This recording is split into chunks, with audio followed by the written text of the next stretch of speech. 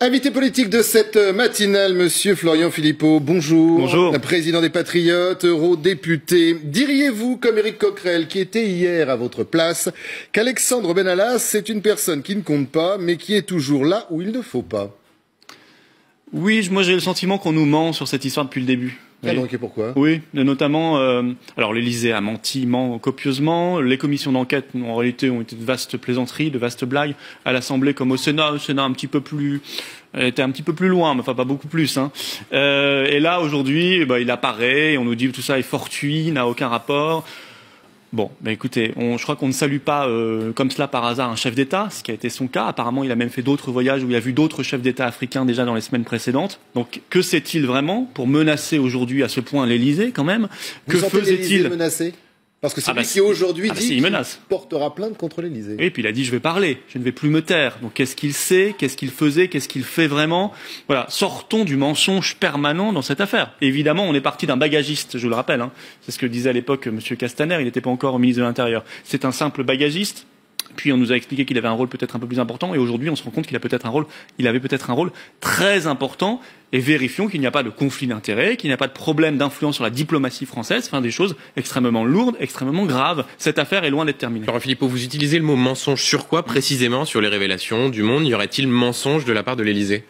Sur le rôle au départ, sur les sanctions qu'il aurait... Les deux s'accordent pour dire qu'il n'était pas au Tchad pour jouer le rôle d'un quelconque émissaire officiel ou officieux. Oui, non, mais sur cette affaire-là, précisément, on a besoin de précision. Le hasard, moi je veux bien, le hasard existe dans la vie. Enfin, à ce point-là, c'est quand même extraordinaire. Et puis, comment pourrait-il, après avoir été simple chargé de mission à l'Élysée, 3 mois après avoir un carnet d'adresses extraordinaire, négocier des contrats de centaines de millions d'euros au Moyen-Orient, rencontrer des chefs d'État africains? Enfin, qu'est-ce que c'est que cette histoire? Vous faites aussi partie, Florian Philippot, de ceux qui s'interrogent sur a-t-il le carnet d'adresse, le bagage suffisant pour aller traiter des millions en Afrique? Ah, c'est pas suffisant. Moi, je ne m'intéresse pas à son cas. Je ne sais pas si c'est un bon homme d'affaires. Ça m'intéresse pas. Ça m'étonne. Ça m'inquiète, surtout. Parce qu'on voit bien qu'il court-circuite la diplomatie française et on sait que c'est un personnage sulfureux. Enfin, je rappelle qu'il est quand même mis en examen sur les violences du 1er mai, qu'il se balade avec une arme en nous disant ensuite que c'était un pistolet à eau. Donc ça veut dire qu'au passage, il a une capacité à nous prendre pour des idiots. Prendre pour des idiots assez phénoménal. Sur cette séquence. Quand l'Élysée dit qu'il n'y a plus aucun contact entre le cabinet élyséen et Alexandre Benalla, est-ce que vous les croyez? Je n'ai pas de raison de les croire puisqu'ils mentent depuis le début. Voilà. Je ne crois plus tout ce qui sort de la bouche de la Macronie. Je vais vous le dire, je ne crois plus un mot de ce qui sort, sur n'importe quel sujet d'ailleurs, de la bouche de la Macronie. Je pense que c'est un régime de mensonges. Voilà, c'est un régime de mensonges, le régime macroniste, depuis le départ. Alexandre Benalla, le sparadrap sur les doigts d'Emmanuel Macron, il n'arrivera pas, selon vous, à s'en débarrasser. Vous allez demander quoi officiellement, si tant est que vous puissiez, même si vous êtes député européen, bien sûr, mais pas à l'Assemblée nationale, si vous demandez quand même, je ne sais pas, une commission d'enquête. Vous dites depuis tout à l'heure vouloir y voir plus clair. Nous avons eu des commissions d'enquête. Oui, vous dites que ça n'a pas Celle fonctionné. de l'Assemblée nationale s'est sabordée.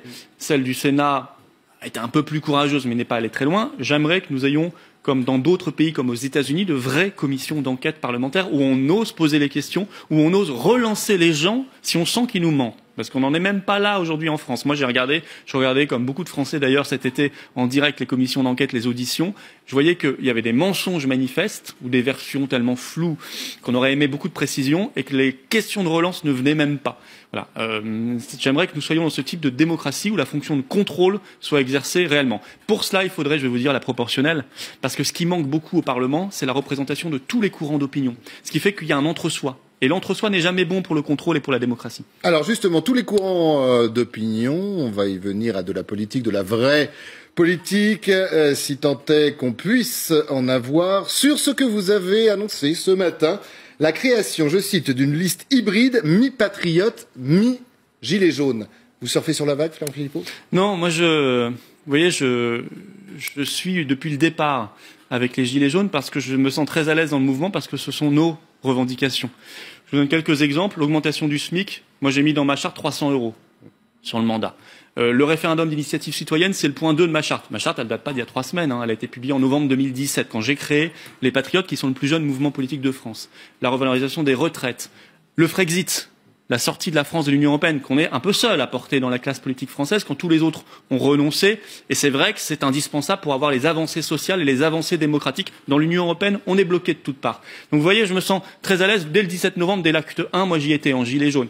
Hier soir, je suis passé, je les salue d'ailleurs, au rond-point de Coignières, dans les Yvelines. Je voulais leur rendre un peu hommage aussi. Je me suis arrêté. J'ai été reçu, je ne les connaissais pas. J'ai vu Christophe, j'ai vu Momo, j'ai vu Mel, j'ai vu des gens formidables, j'ai vu des Françaises et des Français très loin des épouvantables caricatures faites par le gouvernement.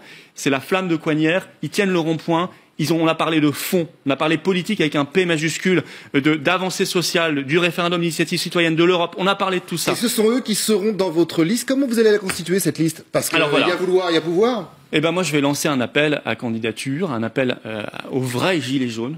Je ne vais pas faire comme d'autres partis qui veulent colorer un peu en jaune leur liste, vous savez, en déguisant des adhérents ou des élus, en leur mettant un gilet jaune le temps d'une campagne. C'est pas du tout mon but. Moi, ce sont des gens que je connais pas à la base. C'est pour ça que j'ai dit une liste hybride, pour que ça parle à tout le monde. Mi-patriote, mi-gilet jaune. On n'est pas comme les autres. Moi, j'ouvre réellement. Je suis pas là pour donner une coloration parce que je me sens très à l'aise et je pense que c'est un mouvement populaire, démocratique, qui fait beaucoup de bien à notre pays parce qu'il réinstalle du débat politique. D'un mot, c'est ce qu'on apprend, c'est nos confrères de l'opinion qui sortent effectivement cette information, que vous avez déposée à l'INPI, la marque Les Gilets Jaunes. C'est quoi là? Votre liste s'appellera Les Gilets Jaunes? Alors, on n'a pas déposé à l'INPI, c'est-à-dire que l'INPI, il y a eu plusieurs demandes. Ce qu'on souhaite, c'est protéger... collaborateurs. Oui, ce qu'on souhaite, c'est faire en sorte que cette appellation Les Gilets Jaunes ne tombe pas dans de mauvaises mains macronistes. Et votre liste pourrait s'appeler Les Gilets Jaunes européennes? Il y aurait les Patriotes, les Gilets Jaunes, on verra bien, ou avec les Gilets Jaunes, on verra bien. Il va falloir savoir parce que c'est bientôt. Oui, dans quelques mois on a le temps, mais si vous voulez, on ne veut pas que ça tombe dans de mauvaises mains. Si nous avons cette appellation, on verra ce que dit l'INPI, nous l'ouvrirons, il n'y a rien de commercial, nous l'ouvrirons évidemment gratuitement à tout le monde. L'objectif n'est pas de posséder la marque, elle sera ouverte et disponible à tout le monde, mais c'est vrai que ça évitera que des prédateurs qui insultent les Gilets jaunes en permanence En Marche, au gouvernement, puissent en faire n'importe quoi. Florian Philippot, vous dites les prédateurs. Que répondez-vous? Parce que vous accueillez, ou vous allez accueillir, ou vous voulez accueillir des Gilets jaunes, ceux qui diffusent des propos racistes, antisémites, des messages de haine.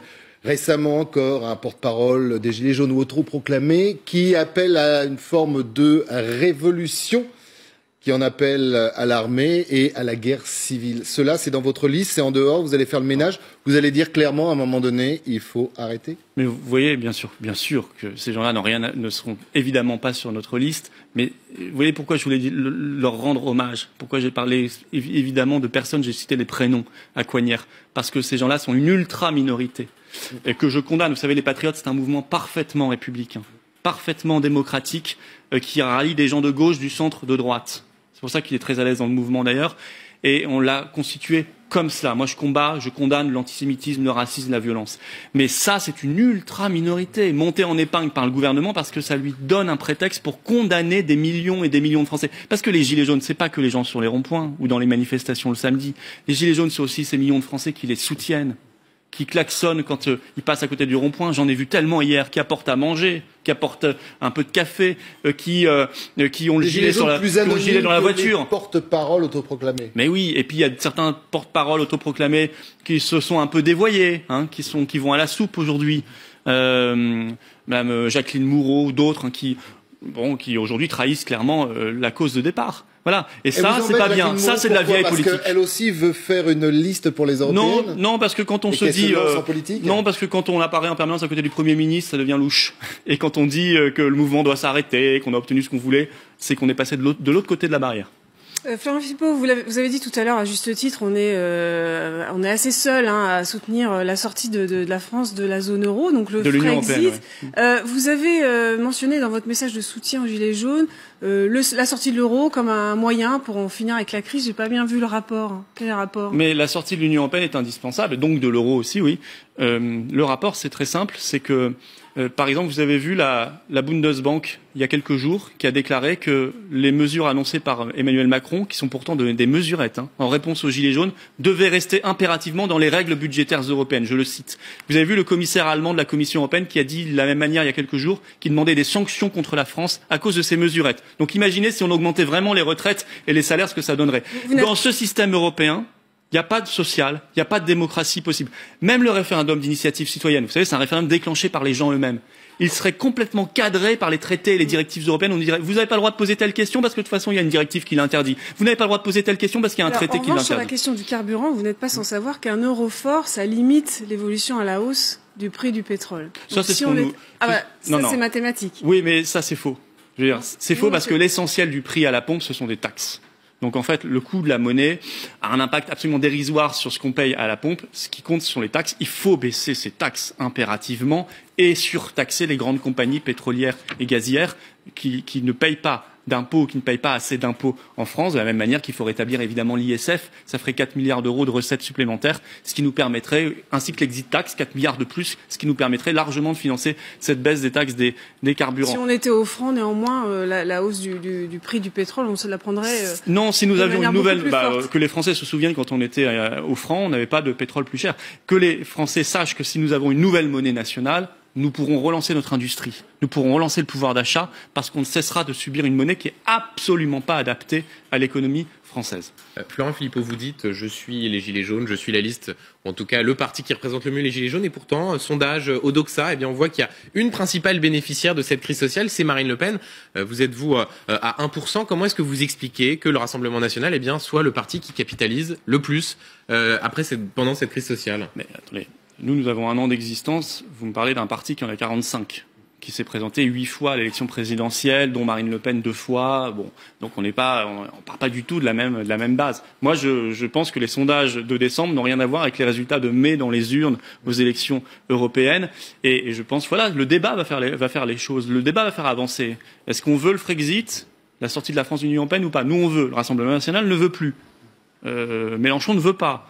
Vous voyez, donc ça fait une très très grosse différence. Vous voyez qu'il y a une dynamique du côté de Marine Le Pen, du côté également de Nicolas Dupont-Aignan. Est-ce qu'on veut la hausse du SMIC? Nous, on la veut. Le Rassemblement national ne veut pas la hausse du SMIC. Mais ça, on va en débattre. Ils vont nous expliquer pourquoi. Après, voilà, chacun se fait son choix. Moi, je dis pas je suis les Gilets jaunes, je possède les Gilets jaunes. Certainement pas. C'est un mouvement populaire qui ne m'appartient pas. Je dis simplement que je suis très à l'aise dans le mouvement depuis le départ parce que les revendications, on les partage. Même si ça décolle pas. Ça décolle pas, on verra. Vous allez voir que ça va décoller. On va parler un peu chiffres. Vous savez que ce mouvement des Gilets jaunes laisse quand même des traces dans l'économie. Alors, moins 0,2 du PIB, c'est des données d'hier de la Banque de France. Et puis, ce matin, sur notre plateau, on avait un représentant d'une association de petites entreprises, petits commerçants. Il y a plus de 40 000 personnes qui, aujourd'hui, sont au chômage technique. Florent Philippot, en tant qu'homme politique, vous dites ça suffit, les manifestations, ça suffit, le blocage, on fait autre chose, autrement, peut-être en faisant de la politique d'ailleurs. Non, je pense qu'on met sur le dos des Gilets jaunes beaucoup de choses qui n'ont rien à voir avec les Gilets jaunes. C'est-à-dire une baisse de la croissance, des destructions d'emplois. C'est un peu pratique. Le chômage technique, c'est assez difficile de ne pas le mettre sur. Parce que j'ai vu qu'on nous disait 2 milliards d'euros en moins pour le commerce, la baisse de la croissance. Écoutez, c'est la Fédération du commerce et de la distribution. D'accord, mais ça, ce sont des chiffres. Mais quelle est la cause? Vous savez que c'est toujours plus compliqué. La cause, c'est que le gouvernement mène une très mauvaise politique et qu'on sait que partout la croissance baisse. Il le lit clairement à la mobilisation. Alors maintenant, moi, j'ai une pensée. Je pense aux artisans, aux commerçants. Je sais que certains ont été pénalisés. Je sais aussi que beaucoup ont le gilet jaune et sont aussi dans le mouvement parce que les artisans, les commerçants, qu'est-ce qu'ils ont comme principal problème aujourd'hui en France? C'est le carnet de commandes. C'est qu'il n'y a pas assez de clients. C'est qu'il n'y a pas assez de pouvoir d'achat. C'est que le carnet de commandes est souvent vide ou pas assez rempli. Et ça, c'est une des revendications du mouvement. Vous voyez? Donc, moi, je pense que 10 milliards qui vont être réinjectés quand même dans l'économie à terme. Vous dites que ce sont des mesurettes. C'est quand même 10 milliards qui devraient doper la consommation. Quand on annonce une fausse hausse de 100 € du SMIC, parce qu'il n'y a pas de hausse légale du SMIC, le SMIC, là, il augmente de 1,5%. Il y a une hausse liée à la prime d'activité pour toutes les personnes au SMIC. Pour la moitié des gens au SMIC. Et non, pas toutes les personnes aussi. Non, pas tous. Ça dépend de ce que vous avez dans votre foyer. Pas pour toutes les personnes qui ont la prime d'activité, mais toutes les personnes aussi. Ça dépend avec qui vous vivez, de ce que vous gagnez dans votre foyer. Il y a des gens au SMIC qui ne vont pas du tout avoir les 100 €, contrairement à ce qu'a annoncé Emmanuel Macron à la télévision. Donc il a là aussi menti. Je parlais d'un régime de mensonges. Là aussi, il a menti. Mais par exemple, des gels de certaines hausses, ce ne sont que des gels de hausse. Ce ne sont pas des gains. Et encore, ça n'est que pour 2019. Une fois les élections européennes passées, qu'est-ce qui va se passer? On va débloquer et dégeler tout ça. La France vit déjà largement à crédit. Mais elle vit à crédit parce qu'il y a des dépenses qui sont inadmissibles. Je suis désolé. Les dépenses inadmissibles, ça n'est pas la santé, c'est pas l'hôpital, c'est pas la maternité, c'est pas le commissariat, c'est pas le collège. La dépense inadmissible, c'est pas la retraite de la personne qui gagne 500 €. La dépense inadmissible, c'est quand on donne, par exemple, 10 milliards de plus à l'Union européenne que ce qu'elle nous rend. Par an, 10 milliards par an. La dépense inadmissible, c'est l'évasion fiscale. Vous avez vu qu'ils ont voté une loi à l'Assemblée vidée contre l'évasion fiscale, soi-disant, qui était pas mal au début, qui a été vidée complètement de sa substance par En Marche. Il n'y a plus rien contre l'évasion fiscale. Mais c'est honteux. C'est honteux. Là, il y a des dizaines de milliards d'euros à récupérer. C'est ça l'argent à aller chercher. Et ça, je peux vous dire que ça permettrait à des gens, à des smicards, à des personnes âgées, à des travailleurs pauvres, à des étudiants de vivre beaucoup mieux. Mais on ne le fait pas, évidemment. On préfère s'en prendre à des pauvres gens, à des gens de la classe moyenne et de la classe populaire, plutôt que de s'en prendre à ceux qui ont vraiment l'argent. Florian Philippot, sur les suites du mouvement, au-delà des conséquences économiques, on a vu la dernier jour de mobilisation émaillé par un certain nombre de violences. Et il y a des nouveaux appels à se mobiliser samedi, même le 31 décembre. Est-ce que vous dites aux Gilets jaunes, là, stop, il faut arrêter, il faut rentrer dans une nouvelle phase, par exemple, en participant à ce grand débat national? Alors, le grand débat national, vous avez vu, de toute façon, son sort est plié, puisque Benjamin Griveaux a lâché le morceau. Il a dit, de toute façon, à l'issue du débat national, nous ne changerons pas de politique. Et sur les prochains jours de mobilisation? Ils ont déjà dit ça et ils ont changé de politique. Mais comme le disait justement Benjamin Duhamel, prochains jours, et notamment le 31, imaginez qu'il se passe sur les Champs-Élysées ce qui a pu se passer d'autres samedis dans Paris. Non mais vous dites oui ou non en tant que responsable politique. Si les Gilets jaunes, qui ne sont pas un mouvement structuré, veulent manifester, moi je demanderai, comme chaque samedi, à mes sympathisants, à nos adhérents, à nos militants, à nos élus, d'y aller s'ils le souhaitent. Il n'est pas question pour nous de leur dire rentrez dans le rang, obéissez à Monsieur Macron et jouissez de ce débat national qu'on vous octroie comme on vous octroierait une miette, parce que ça vous suffit bien. Mais vous savez, Florian Philippot, ça n'est pas respecter les gens. Derrière un gilet jaune se tient quasi un casseur, en tout cas en ce qui concerne Paris et à chaque manifestation. Qu'est-ce que c'est que cette phrase? Vous le voyez. Derrière un gilet jaune se tient un casseur, mais c'est honteux. Paris, sur les manifestations. J'espère que vous ne croyez pas ce que vous dites. Mais les images vous donnent quoi? Je suis désolé, l'immense majorité des gilets jaunes ne sont pas des casseurs. C'est bien évidemment, des casseurs. Ce n'est pas ce que je dis. Vous pouvez pas nier les images. Donc, mais il y a des casseurs. J'encourage les gilets jaunes à aller manifester pacifiquement, sur les Champs-Élysées. Pacifiquement. Vous savez très bien qu'à un moment donné, les choses ne vont pas se passer de façon pacifique. Mais pas du tout, pacifiquement. Il y a eu des casseurs à la Coupe du Monde, il y a eu des casseurs le 1er mai, j'y étais. Mais c'est pas parce qu'il y en a eu des casseurs à Halloween. Donc les casseurs, ça n'a rien à voir avec les gilets jaunes. Après qu'il y ait des gilets jaunes qui soient plus excités que les autres, etc. Moi, je les appelle à manifester pacifiquement, ce que font l'immense majorité. Après, je dis aussi attention aux ordres qu'on donne à la police. Moi, je respecte les forces de l'ordre qui font un travail très difficile, vous voyez qu'il y a quand même une différence absolument entre remarquable. Paris. Attendez, un travail remarquable. Mais quand il y a des populations qui sont coincées dans une rue, qu'on leur envoie des gaz lacrymaux pendant toute une journée, à la fin de la journée, ils sont un peu énervés. Voilà. Alors c'est pas, à mon avis, énervés, mais les fonctionnaires de police doivent garder leur sang-froid, parce que aussi en prennent plein la figure. Les fonctionnaires de police, ils ont des ordres. Ils ont des ordres qui sont parfois pas adaptés. Moi, je le dis clairement. Et ils le disent eux-mêmes. Par contre, ils sont fatigués, ils en ont marre. Ils aimeraient bien qu'on les respecte, les forces de l'ordre. Je vais vous dire, même, il y a pas mal de ronds-points. Il y a pas mal de ronds-points où c'est amusant parce que les voitures de police passent autour. Elles allument le gyro. Elles font pas de bruit, mais elles allument le gyro, comme une voiture qui klaxonnerait. C'est pour montrer leur soutien aux gilets jaunes. Je trouve ça plutôt encourageant. Mais il y a quand même pas mal de fonctionnaires de police qui le disent, et d'ailleurs qui reçoivent des menaces de mort, notamment sur les réseaux sociaux. Donc on ne peut pas nier que il faut porter plainte systématiquement. Casseurs et autres se servent de ce genre de manifestation, je dis bien encore une fois à Paris, pour s'attaquer aux forces de l'ordre ou face à des représentations qui sont parfois des représentations nationales. Donc vous êtes responsable politique, vous dites oui encore, oui, ou faites-le autrement. Si on suit votre raisonnement, il n'y a plus de vie sociale en France. Mais pas du tout. Ah si, je vous le dis. Parce que le 1er mai, c'est fini dans une casse épouvantable à Paris. Donc on dira, il faut plus le 1er mai. Et donc il faut plus appeler les travailleurs à manifester le 1er mai pour leurs droits. Parce qu'il y a des casseurs, sous prétexte qu'il y a des casseurs. Mais c'est dramatique pour la démocratie. On ne peut pas céder comme ça. Les casseurs, les racailles, les voyous, en prison, très sévèrement, sans aucune ambiguïté. Ça, c'est clair. Le problème, mais les gens qui manifestent pacifiquement, et accordez-leur le droit de vouloir manifester pacifiquement, parce que je vous assure que c'est l'immense majorité, le cas de l'immense majorité d'entre eux, c'est la vie démocratique, le droit de manifestation dans notre pays, et il faut le préserver. C'est ça le drame aujourd'hui en France, c'est qu'on veut tout mélanger. Et le gouvernement, évidemment, le premier veut tout mélanger, parce qu'il veut criminaliser le mouvement social, et je dirais que c'est pas simplement un mouvement social, c'est un mouvement démocratique. Ça veut dire, on veut reprendre notre destin en main. C'est ça le mouvement qui exprime. C'est pour ça que c'est une belle espérance. On veut reprendre notre destin en main à tout niveau. Merci d'avoir été notre invité, Florian Philippot, président des Patriotes, eurodéputé. Votre mouvement s'appellera Gilets jaunes pour l'Europe ? On verra. Non, il ne s'appellera pas les Gilets jaunes. Nous sommes des patriotes, mais nous voulons faire une liste. Mais la marque est proposée à l'INPI. La marque a été proposée à l'INPI. Nous verrons ce qu'elle en fait pour l'offrir à tout le monde et pour la protéger des ennemis macronistes des Gilets jaunes. Merci beaucoup, Florian Philippot. Merci à vous.